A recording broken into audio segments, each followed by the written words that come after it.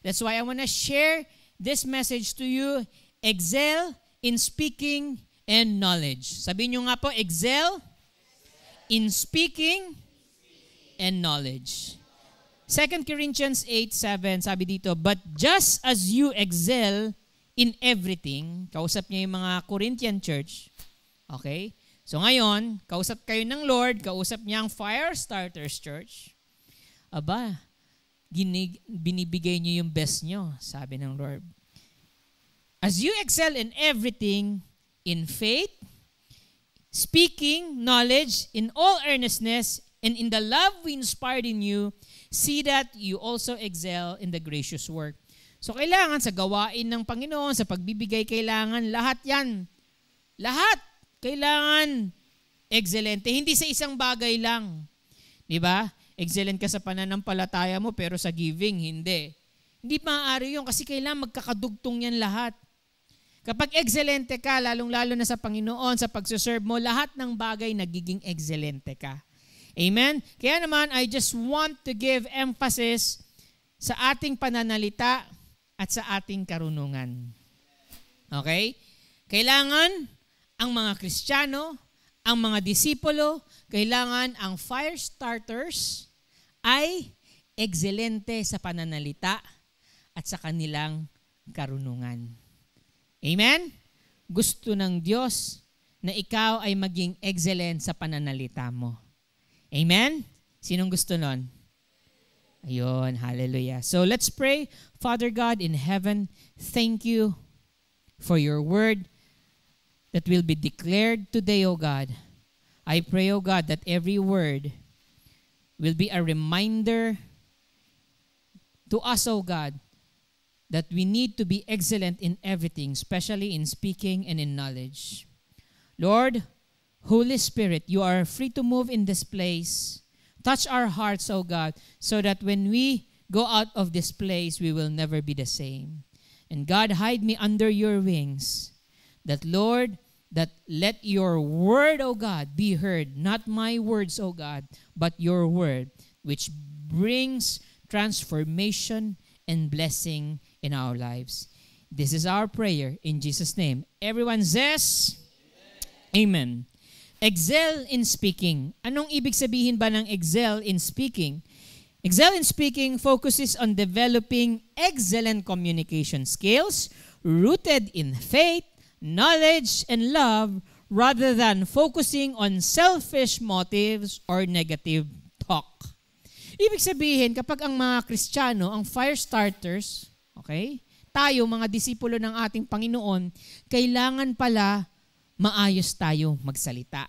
At ang pananalita pala dapat natin ay patungkol sa pananampalataya, sa karunungan, at saka sa pagmamahal natin sa ating Panginoon. Amen? It's not about puro sarili lang. Lahat ng problema mo, lahat ng complaints mo, lahat ng reklamo mo, sinasabi mo, to the point nakakareklamo mo, kinokondem mo na yung sarili mo, ang baba na ng tingin sa sarili mo, pati yung mga sitwasyon, ayaw mo, hanggang dumating sa point, pati yung mga tao, galit ka na. At lahat na lang ng bagay na sinasabi mo, negatibo na. Ayaw ng Diyos yun. Ayaw ng Diyos ang lumalabas sa bibig mo ay mga hindi magaganda. Amen po ba? Parang walang nag-amen dun ah. Amen? Kailangan ang lumalabas sa bibig natin ay magaganda. Sabi sa Luke 6:45, a good man out of the good treasure of his heart brings forth good, and an evil man out of the evil treasure of his heart brings forth evil. For out of the abundance of heart, the mouth speaks. Kung ano yung nilalaman ng puso mo, yun din ang lalabas sa bibig mo. Kaya kailangan ingatan mo ang puso mo, kapatid. Amen? Sino dito gustong ingatan ang kanyang puso? Yan, sabihin mo, iingatan ko ang puso ko. Amen? Kailangan ingatan mo. Bakit? Kasi kung puro bitterness yan, kung puro complaint yan, kung puro mga negative things ang nandiyan dyan, lalabas at lalabas yan sa bibig mo. Sisingaw at sisingaw yang nasa puso mo. Kahit anong tago mo, lalabas at lalabas na lang yan sa bibig mo. Kaya kung puro kabutihan ang laman ng puso mo, puro pasasalamat ang nasa puso mo, yan at yan ang lalabas sa bibig mo rin. Amen po ba? Kahit may problema ka, kahit hindi maganda yung mga nangyayari sa paligid mo, pero kung ang puso mo ay puro kabutihan at dalisay, lalabas yan automatic sa bibig mo. Pero kung ang puso mo puro galit, puro inis, puro reklamo, puro negatibo, lalabas at lalabas din yan sa bibig mo. Why? Because for out of the abundance of heart, the mouth speaks. Okay, so key principles for excellent speaking. Okay, napaka-importante to. Key principles for excellent speaking. Number 1, speak God's truth. Instead of speaking what you feel or what others say, speak what the Word of God says about your life and circumstances. Kailangan sabihin mo yung katotohanan. Kaya importante po na nagbabasa ka ng Bible. Importante nakikinig ka ng Bible. At hindi ka nakikinig sa iba. Sa ibang tao. O nakikinig ka sa Facebook, nakikinig ka sa TikTok, nakikinig ka sa YouTube, or kung ano man. Tapos mali-mali ang sinasabi. Diba? Maraming ngayong tao involved doon sa politika, involved sa kung saan-saan. To the point na galit sila, tapos magpo-post sila, galit na galit. Diba? Ano bang sinasabi ng Lord sa ating bansa? Ano bang sinasabi ng Lord patungkol sa'yo? Mas pinakikinggan mo yung pagbabash or yung pagsasabi ng hindi maganda sa'yo ng classmate mo, ng ibang tao, ng kaibigan mo, na binackstab ka. Di ba? Maraming mga ganung bagay. Pero kailangan alam mo yung katotohanan. Alam mo kung sino ka. Nakarinig ka lang, maraming sabi, pangit niyan eh. Di ba? Kaya ka pinanilo, pangit ko. Hindi ganoon. Kailangan alam mo yung salita ng Diyos, you are wonderfully and fearfully made by God. Maingat ang pagkagawa sa iyo ng Diyos. Kaya wag mong sasabihin nagkamali ang Diyos sa paggawa sa iyo dito sa lupa. Amen po ba? Ikaw ay ginawa niyang Pilipino. 'Di ba? Kayo manggi. Kaya kailangan maging proud ka. 'Di ba? Kahit na ang ilong mo ay pango. Kaya medyo pasensya na, medyo matangos po yung ilong ko eh. 'Di ba? Kaya kahit ano ang itsura mo, ikaw ay laging maganda sa paningin ng Diyos. Kaya kailangan alam mo yung katotohanan. Huwag kang magpapadala sa sinasabi ng iba. Kasi kapag nagpadala ka, kung ano yung naririnig mo, papasok sa puso mo, at kung ano yung nasa puso mo, ilalabas mo rin sa bibig mo. Okay? Kaya kailangan, importante naririnig natin. Bakit? Kasi itong bibig natin, makapangyarihan. Proverbs 18:21. Basahin po natin ng sabay-sabay. 1, 2, 3. Death and life are in the power of the tongue, and those who love it will eat its fruit. Ang kamatayan at ang buhay, ang sumpa, ang pagpapala, nandito sa bibig natin. May kapangyarihan tong bibig natin. Kaya kung puro reklamo ka, ang hirap ko, wala akong pera, ganito lang ako, pansinin mo. Sa kakasalita mo, yun at yun ang nangyayari sa paligid mo at mas lalo pang nagiging worse. Bakit? Araw-araw mong sinasabi.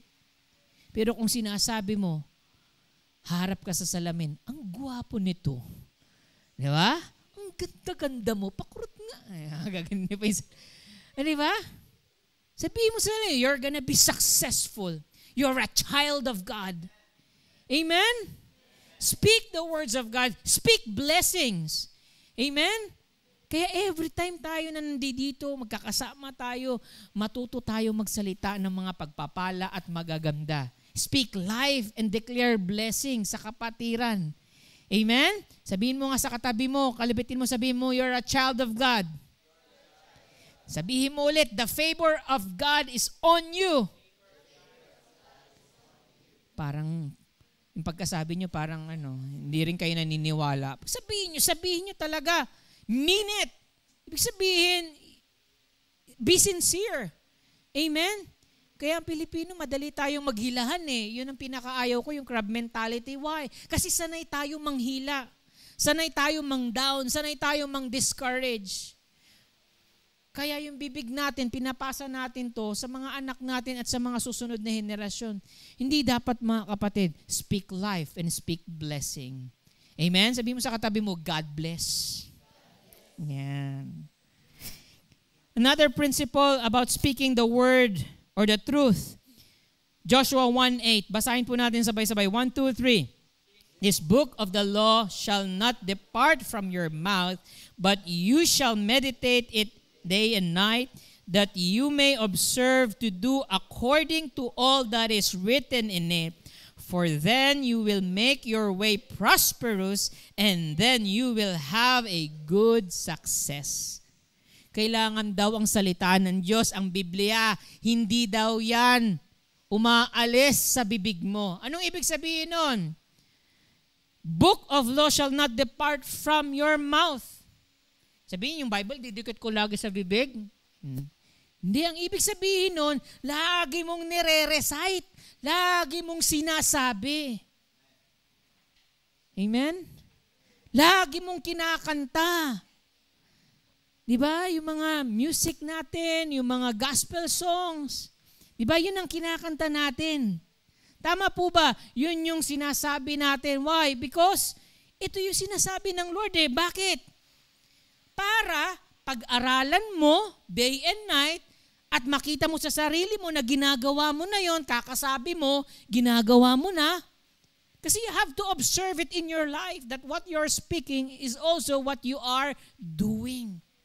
At anong promise ng Lord? You will be prosperous. Sasagana ka. At hindi lang sasagana ka, ipinangako ng Diyos that you will have a good success, mabuting katagumpayan. Kasi meron ding bad success. Ano yung bad success? Yung naninira ng iba, nananapak ng iba, para lang siya umangat at magtagumpay.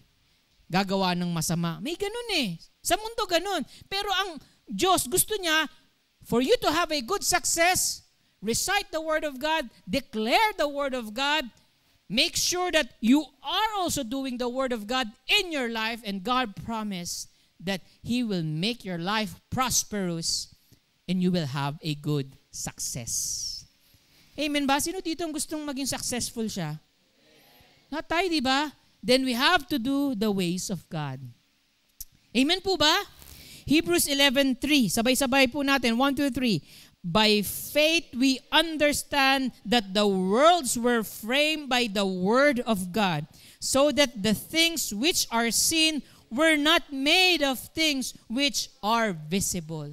Ibig sabihin, sa pamamagitan ng pananampalataya natin, kung nananampalataya tayo sa mga pangako ng Diyos, sa mga pag-asa na hinihintay natin, hindi pa natin nakikita. Kaya nga tayo nananampalataya, kaya nga tayo naniniwala eh.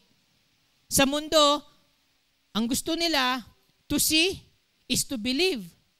Tayo, believe, then you will see. Hindi pa natin nakikita, pero nananampalataya. Bakit? Kasi ito yung sinabi ng Diyos at gagawin to ng Diyos.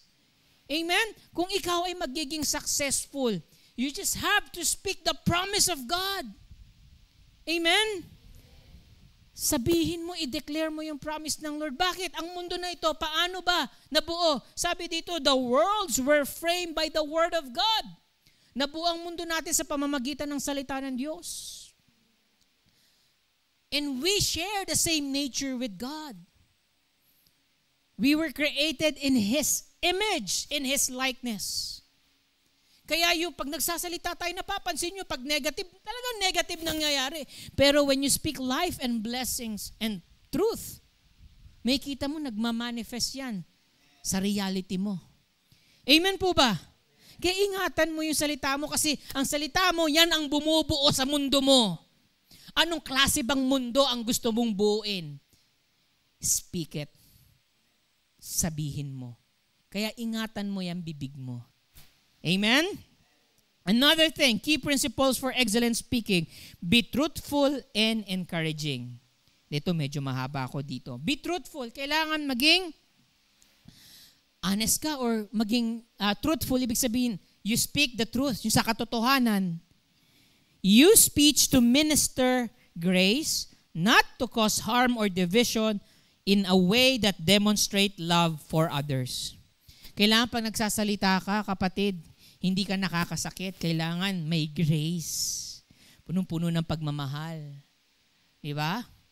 Kahit minsan hindi maganda yung ginagawa sa ng tao, dapat hindi mo siya gagantihan ng masama. You should love them. Amen? Mahirap yun. Ang mundo, eye for an eye, talagang kinagat mo ako, kagatin kita. Diba? Ganun, gusto natin magiganti. Galit na galit tayo, pero ibang Kristiyano, ibang fire starters. Amen ba? Diba? Talagang tayo ay gagawa ng kabutihan. Sa pamamagitan ng ating bibig, kailangan we speak the truth and encouraging. Hindi yung nakaka-discourage. Hindi yung sa social media nagko-comment ka ng babash ka. Diba?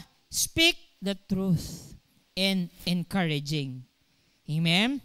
Lately ba nagiging encouraging ba yung mga words ko na pinopost online? Even face to face or physical sa ibang tao?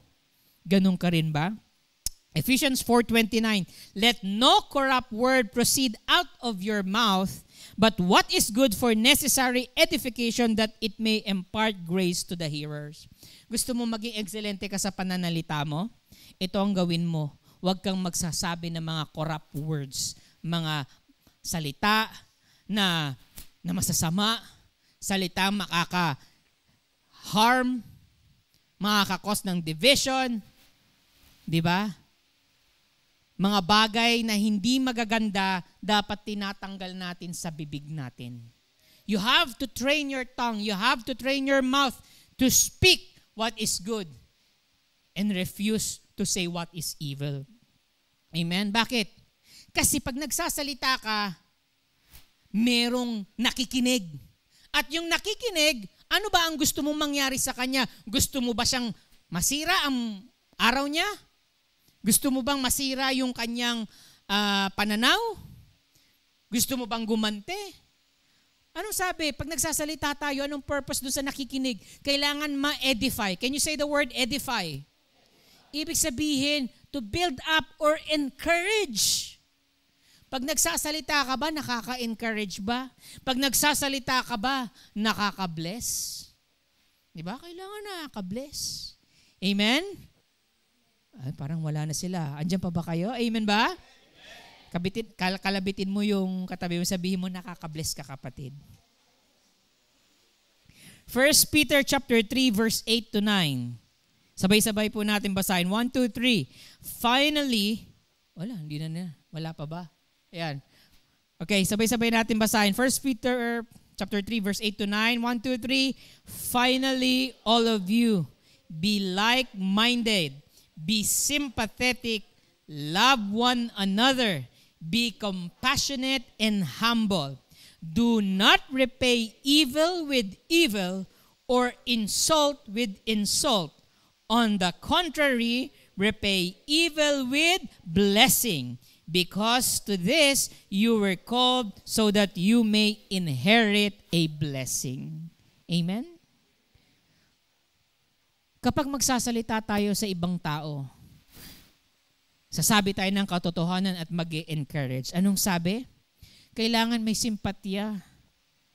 Hindi yung bastang wala ka na lang awa. At merong, sabi, may pagmamahal sa bawat isa and humble. And or other version, sabi po, kailangan courteous. Maging magalang ka, mapagkumbaba ka sa iyong pananalita. Kaya nga maganda sa Pilipino, minsan nawawala na, hindi na tayo gumagamit ng po at opo. Kailangan nandoon pa rin.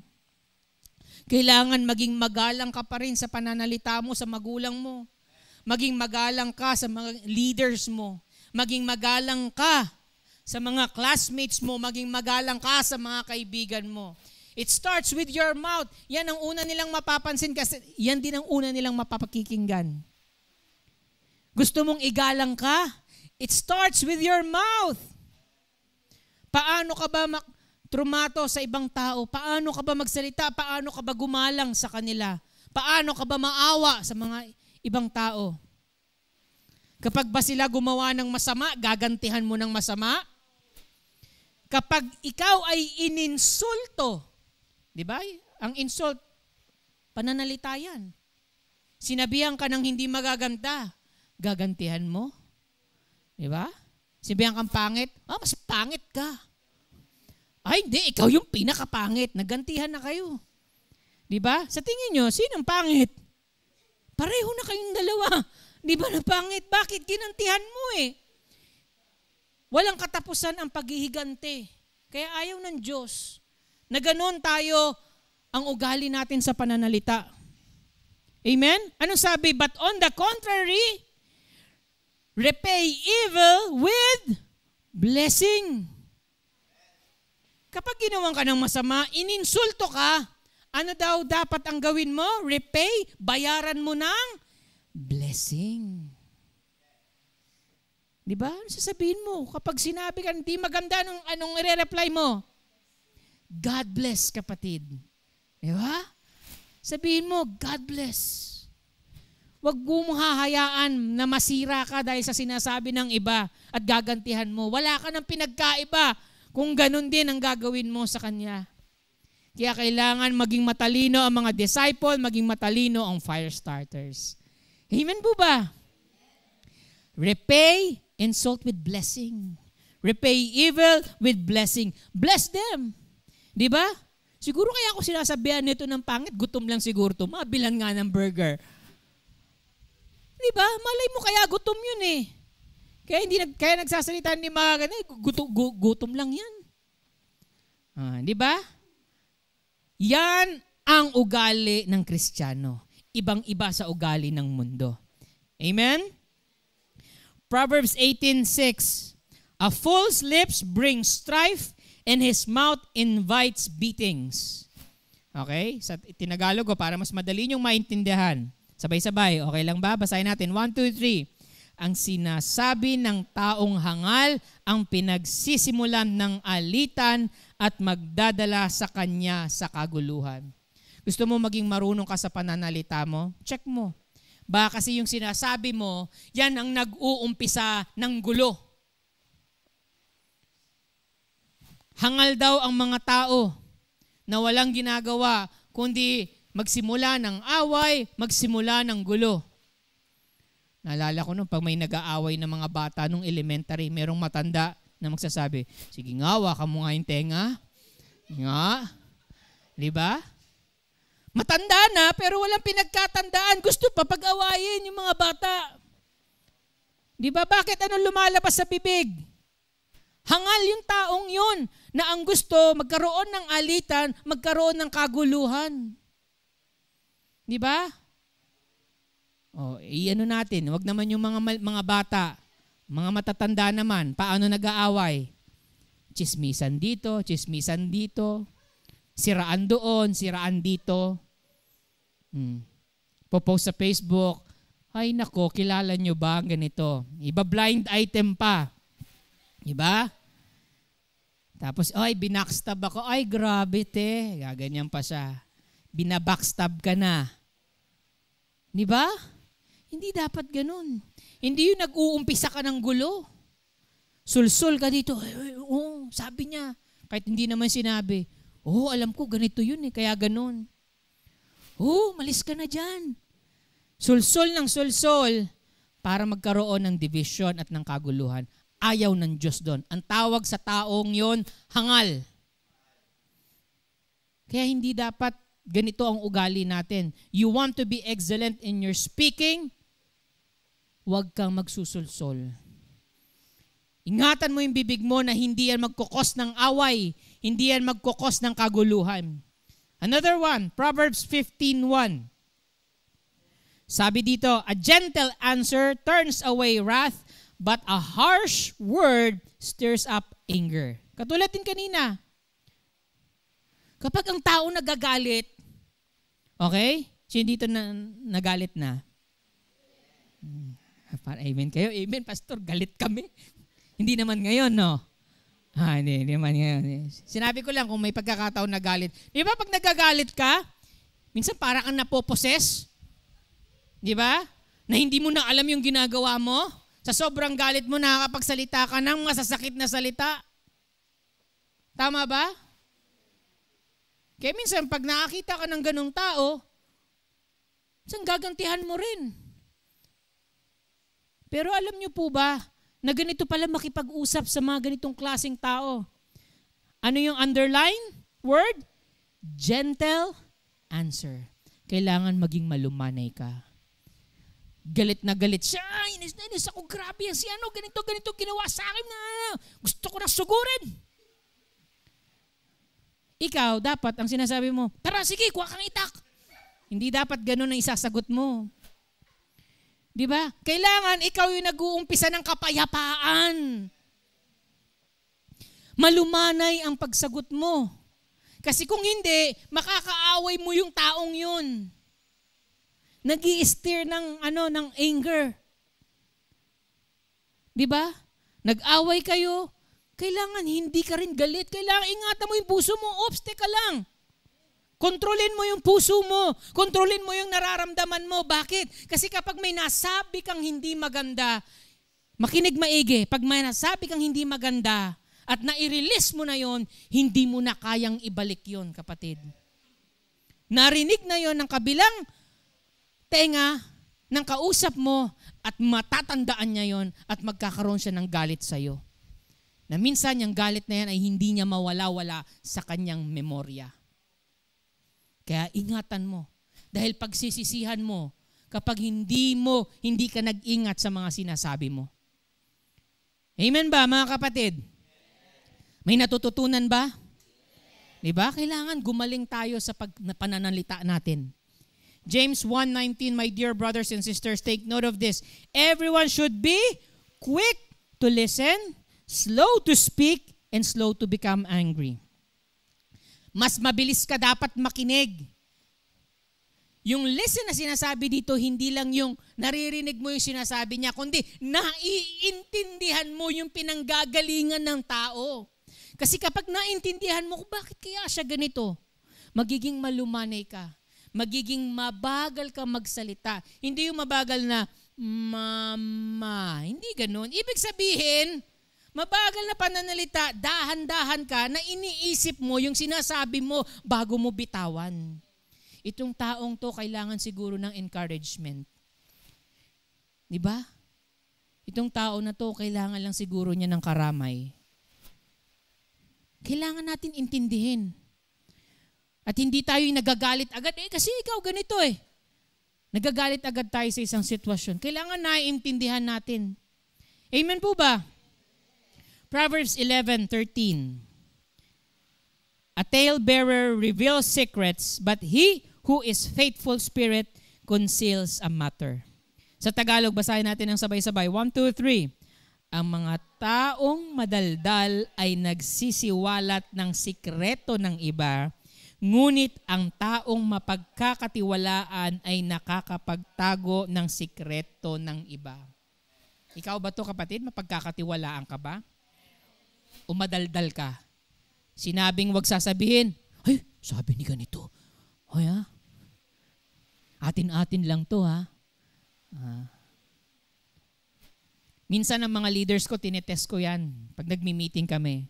Sabi ko, atin-atin lang to. Itong meeting na to, ito lang. Tapos mga ilang nalaman na ng ibang tao, ng hindi namang kasama, nalalaman na. Anong ibig sabihin nun? Sabihin, hindi ko pwedeng pagkatiwalaan. That's how I test trust. Kapag may sinabi ako at sinabi kong sekreto lang natin, kailangan tayo lang ang nakakaalam. Bakit? It's like making a covenant. Nagsabi ka sa taong yon, tayo lang ang nakakaalam nito. Kasi gusto ko lang na ikaw, patungkol lang sa'yo. Pero ikaw sasabihin mo sa iba. Diba? Ayaw ng Diyos yung mga taong madaldal. Diba? Yung daldal lahat. Kasi madaldal, papunta na dun sa pagiging chismoso at chismosa eh. Diba? Kakadaldal mo, diba? Bumubula na yung bibig mo, kakadaldal mo. Bumubula na eh. Lumalabas na yung mga bubbles. Ayaw ng Diyos yun. Kasi hindi ka marunong magtago ng sekreto. Kaya nga sekreto, tinago sa'yo ng tao, pinagkatiwalaan ka, ikaw naman, idadaldal mo, sasabihin mo sa iba, anong ibig sabihin nun? Gusto mong sirain yung pagkakaibigan nyo. Gusto mong sirain yung magandang relasyon nyo dahil lang sa pagiging madaldal mo. Kaya maging maingat ka sa bibig mo. You want to excel in speaking, tame your tongue. Kontrolin mo yung bibig mo. May mga bagay na hindi dapat sabihin, may mga bagay na dapat mong sasabihin sa panahon na yon. Kung ano yung pinag-usapan, ano yung pinagkatiwala sa iyong salita, kuwento, sa'yo lang yun. Pag sinabing, kayo lang, hindi ka na magsasabi sa ibang tao. Kasi pastor, kating-katay yung bibig ko eh. Di ba? Kating-katay. Gusto ko nang dumaldal eh. Tahiin mo yung bibig mo. Hindi mo makontrol. Okay? Naintindihan ba? Proverbs 20:19. Sabi dito, one who goes about as a slanderer reveals secrets, therefore do not associate with a gossip. Okay? Sa salita ng masama, madadaldal, di ba? Nagre-reveal ng secret. Kaya, kapag may mga taong ganon, kapatid, huwag kang sumama. Kaya kapag alam mo, may lumalapit sa'yo, huy, alam mo, si ano? Sabihin mo, oops, ayoko ng basura. Ayoko ng basura sa puso ko. Pwede mo siyang pigilan. Bawat leader dito sa church, tinuturuan ko ng ganon. Kapag may mga chismis, may mga ganon na magsasabi, learn how to rebuke them. Learn how to stop them. Ingatan mo ang tenga mo, ingatan mo ang puso mo na huwag malagyan niya ng basura. Kasi basura din ang lalabas sa bibig mo. When you associate with them, kapag lagi mo silang kasama, magiging ganun ka rin. Tama ba? At kung meron man dito at talagang nandito pa tayo, ay tinuturuan tayo ng Lord, let's help one another. Amen? Pag stop, hindi ko kailangan niyang kwentong yan. Amen? Proverbs 17:28, even a fool, when he keeps silent, is considered wise. When he closes his lips, he is considered prudent. Proverbs 10:19, too much talk leads to sin. Be sensible and keep your mouth shut. Sabi dito sa dalawang Proverbs, napaka-powerful. Kahit ang hangal, kahit hindi siya magsalita daw, napagkakamalan siyang marunong. Kasi hindi nagsasalita eh. Kasi pag ang hangal nagsalita, lalabas dyan, kahangalan din. Pero pag marunong siya magtimpe, nagiging marunong siya, sabi. Nagiging discerning siya, marunong siya mag-isip. Anong bagay? At sabi dito sa Proverbs 10:19, kapag lagi kang daldal ng daldal, hindi mo na alam yung sinasabi mo, alam mo ba na ikaw ay nagkakasala ka na? Dahil hindi mo na alam yung sinasabi mo. Kaya sinasabi ng Lord, be sensible and keep your mouth shut. Kailangan magsalita, hindi ibig sabihin na huwag ka na magsalita. Ibig sabihin, pag magsasalita ka, kailangan sensible. Ano ibig sabihin ng sensible? Merong sense. At kung walang sense naman yung sasabihin mo at puro kasiraan, puro kasamaan, itikom mo yung bibig mo. Do you want to excel in speaking? Keep your mouth shut kapag walang kang sasabihing maganda. 50% excellent ka na sa pananalita mo. Bakit? Kasi sa tao, mahirap magtimpi, mahirap magkontrol ng bibig. Kaya kapag natutunan mo magtimpi, natutunan mong isarado yung bibig mo, alam mo ba na marunong ka na tao? Kasi nga yung hangal nga he can be counted as wise. Nagiging marunong din siya. At kailangan may sense ang sinasabi mo kung magsasalita ka. Ibig sabihin, ang mga nakikinig sa'yo, ang mga taong nasa paligid mo, tuwing ikaw ay magsasalita, may sustansya yung salita mo. May sustansya yung sinasabi mo. There is substance. Hindi yung puro na lang biro. Okay lang naman na magbiro para matawa lang. Pero kung puro biro, puro kalokohan, at walang nangyayari, di ba, your life is a joke. Kailangan may sense ka, mga kabataan.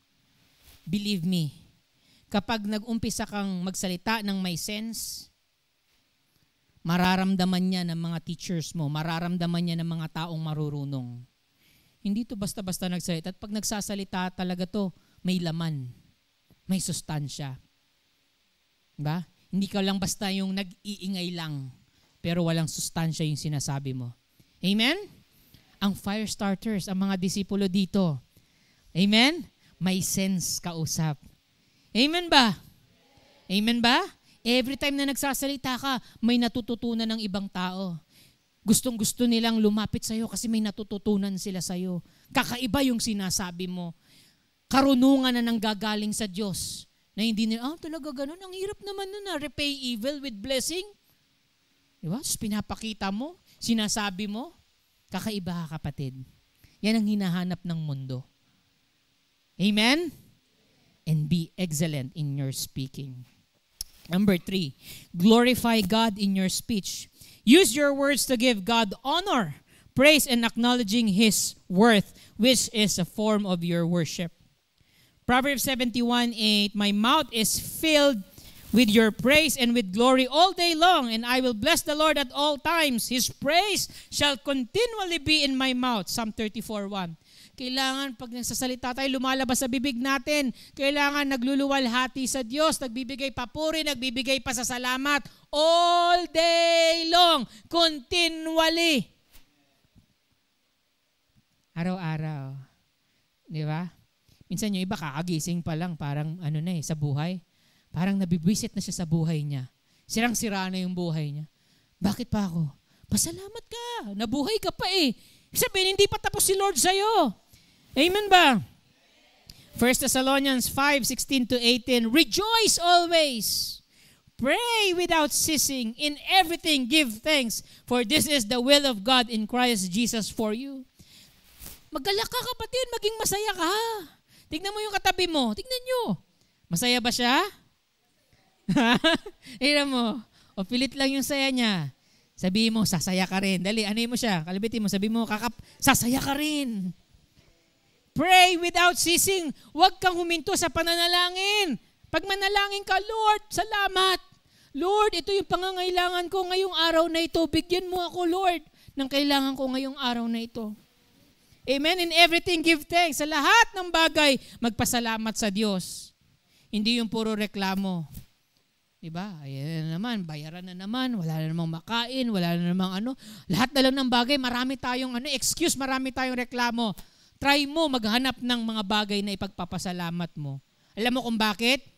Kasi kapag naririnig ng Diyos na lagi kang nagpapasalamat sa lahat ng mga bagay, maliit man malaki, alam mo mas lalo kang pagkakatiwalaan ng marami pang bagay.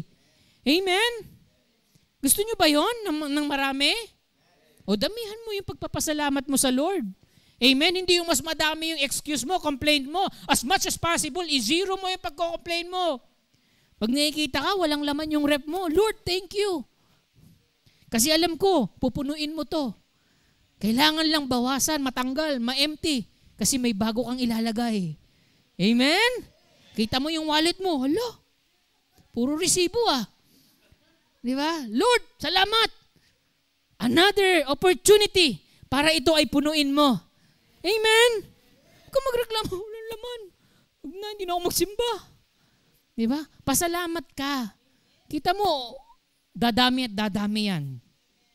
James 5:12, but above all, my brethren, do not swear either by heaven or by earth with another oath, but let your yes be yes and your no, no, lest you fall into judgment. Huwag ka magsusumpa sa kahit ano. Sumpa ka. Minsan yung iba pa, mamatay man ako, cross my heart. Hindi maganda yung kapatid. Bibig, makapangyarihan yan. At kung ano yung sinabi mo, yes, yes, pupunta ako, yes, pastor, gagawin ko. Let your yes be yes. Yung oo mo, gawin mong oo. At kapag sinabi kang hindi, hindi. Ang problema ng Pinoy, hindi marunong magsabi ng hindi. Diba? Takot kasi nakakahiya. Ay, magiging kasalanan yung kapatid. Nagsabi ka ng yes, tapos no pala ang gagawin mo. No din pala. Okay? Sabihin nyo nga po, let your yes be yes and no, no. Okay? Pag sinabi mong umuo ka, umuo ka. Kapag hindi, hindi. Tapos. kaysa magkasala ka. Colossians 3:17, and whatever you do in word or deed, do all in the name of our Lord Jesus, giving thanks to God the Father through Him. Kaya kung ano man yung gagawin mo, sa salita mo, sa ginagawa mo, tandaan mo, ginagawa mo ito sa ating Panginoong Jesus. Kaya ingatan mo yung salita mo. Amen? Sabihin mo, ingatan mo yung salita. So speak wisely and excellently, for in every word we will give account to the Lord. Bakit kailangan natin maging maingat? Kailangan maging excelente sa pananalita natin? Colossians 4:5-6, walk in wisdom toward those who are outside, redeeming the time. Let your speech always be with grace, seasoned with salt, that you may know how you ought to answer each one. Kailangan maging marunong ka. Walk in wisdom. How? By speaking the word of God. Lalong-lalo na sa mga unbelievers, sa mga taong hindi nananampalataya pa sa Diyos. Paano silang maniniwala na anak ka ng Diyos? Paano silang maniniwala na fire starters ka, na disciple ka ni Lord Jesus Christ? Paano silang maniniwala kung ang sinasabi mo puro mga toot? Diba? Mga hindi magaganda, mga masasama. Ingatan mo yung salita mo, kasi kapag naririnig yan ng iba, puro magaganda, puro kabutihan, puro word of God ang lumalabas. Alam mo ba na na-attract ang mga unbelievers sa'yo? At mas nadadala mo sila sa Panginoon. Amen?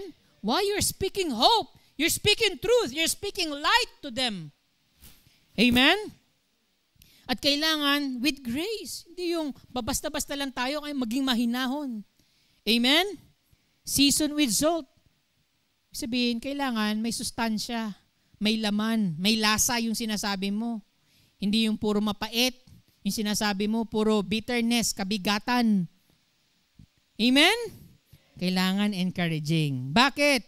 Matthew 12:36, but I tell you that for every careless word that people speak, they will give an account on it on the day of judgment. Haharap tayo sa Diyos. Hindi lang yung ginawa mo ang kikwentahin ng Diyos, kundi kikwentahin niya rin yung mga sinabi mo na hindi mo pinag-isipan. Kaya ingatan mo, kapatid. You will give account to the Lord of what you say. That's why you need to be wise and excellent in speaking. Kasi magbibigay ka ng account sa Lord. Kaya pag nakita ni Lord puro kasamaan, sa tingin mo anong gagawin sa'yo na Lord? Pero kung puro kabutihan ang ginagawa mo, ang sinasabi mo, tatapatan yan ng Lord. You will be rewarded by God because of your speaking. Amen? And last one is excel in knowledge. 3 things. Excel in knowledge is a lifelong diligent pursuit of understanding God's word and His ways through scripture, prayer, and wise application. Bakit ko inaano itong excel in knowledge and speaking? Kasi ang hirap magsalita kapag walang laman ang utak. Walang laman itong dunong natin. Kasi kung ang karunungan natin, karunungan ng mundo, yung sasabihin mo rin, patungkol sa mundo. Pero kung ikaw ay excelente sa pagiging marunong sa salita ng Diyos sa ating Panginoon, makikita yan. Iba ka sa mundo. Kaya nga sabi sa Romans 12:1-2, therefore I urge you, brothers and sisters, by the mercies of God, to present your bodies as a living and holy sacrifice acceptable to God. Itong buhay natin, itong katawan natin, kailangan kaaya-aya sa Panginoon kasi ibinibigay natin bilang worship natin, sakripisyo, as a living sacrifice. Noong unang panahon, ang mga mga Israelites noon, pumapatay ng hayop, no-offer sa Lord. Pero ayaw na ng Lord ng ganun, hindi na ganun. Why? Because God doesn't want dead sacrifices.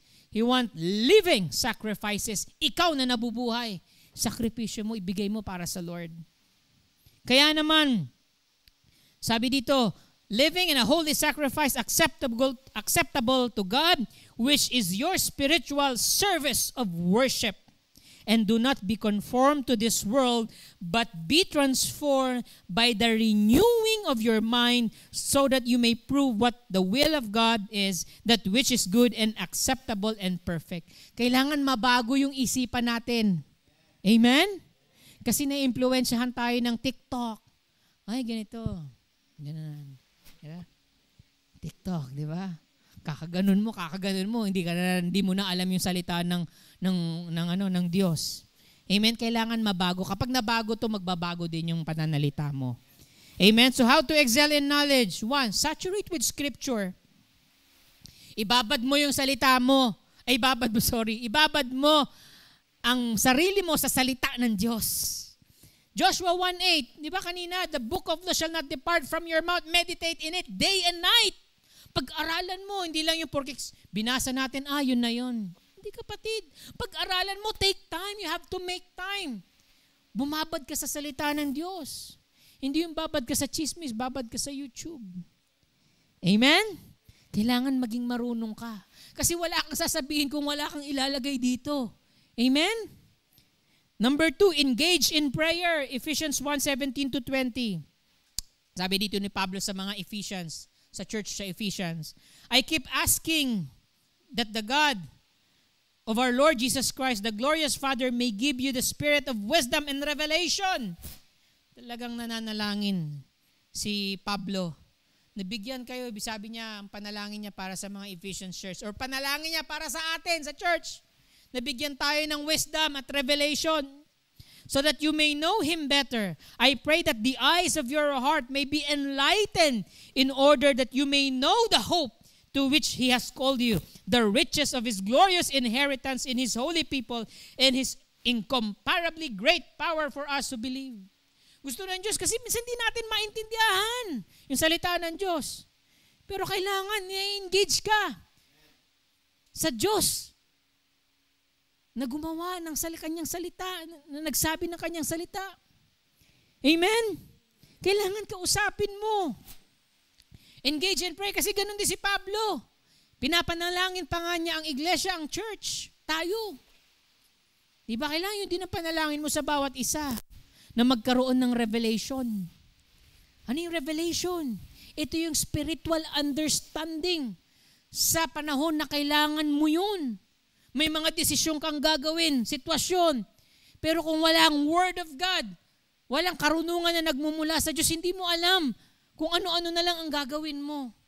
Makikinig ka na lang sa sinasabi ng ibang tao, opinion ng mundo. Pero kapag may Word of God, naapektuhan yung decision mo. Engage in prayer. And last one, associate with wise people. Proverbs 22:17, extend your ear and hear the words of the wise and apply your mind to my knowledge. Proverbs 13:20, he who walks with a wise man will be wise, but the companion of fools will be destroyed. Gusto mo maging marunong? Sumama ka sa mga taong marunong. Hindi lang ang Word of God, hindi lang mag-engage sa prayer.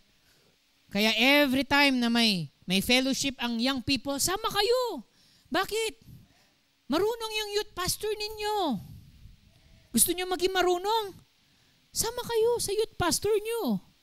Diba? Gusto nyo bang maging mas marunong? Sama kayo kay pastor. Diba? Ibig sabihin, kung gusto nyo pang dumunong na maging mas marunong, samahan nyo yung mga tao na walang iniisip, walang hinahangad, kundi maging marunong kayo at maging mabuti. Amen? Sumama kayo. Diba? Mukha lang akong parang suplado. Pero gusto ko, sama kayo. Tara. Madali lang naman si pastor. Kape lang ang gusto ni pastor eh. Oh, di ba? Yun lang naman eh. Kahit walang kape, kahit ako pa man libre ng kape. Pero kung gusto mo maging marunong, sumama ka. Amen? Sabihin mo sa katabi mo, sumama ka. Huwag kang sabihin mo, huwag kang mahiya. Amen? Huwag kung kani-kanino ka sumasama. Walang katuturan, puro sama ka doon, nagiinuman, puro kwentong ganito, paulit-ulit na lang, tawanan dito, walang natututunan. Sama ka dito sa church. Sa life group, midweek service, di ba? Sunday, fellowship, life group, prayer, sama ka. Tignan mo, magiging marunong ka. Di ba, iba ka na. mataas na tingin sa'yo ng ibang tao, yung kapitbahay mo, na ano nangyari sa kanya? Para na siyang para na siyang presidente magsalita. Marunong ka na. Kaya nga sabi ng ng mga religious leaders nung time nung sila Pedro na lang nagpi-preach ng word of God. Kinawan, sabi ng mga religious leaders, mga hindi nakapag-aral to Pero bakit ganun sila magsalita? Napakarunong nila pakinggan. Di ba? Kahit hindi ka nakatapos ano man yung estado ng buhay mo, mahirap ka man or kung ano man yon, pag nagsalita ka at naririnig nila, may sustansya, magtataka yung mga tao sa paligid mo. Dahil pinarunong ka ng salita ng Diyos. Pinarunong ka ng mga taong kasama mo. Amen po ba? May natutunan ba tayo? Excel in speaking and excel in knowledge. Kailangan ang mga disciples, ang Firestarters Church, marunong magsalita at mayaman sa karunungan sa salita ng Diyos. Amen?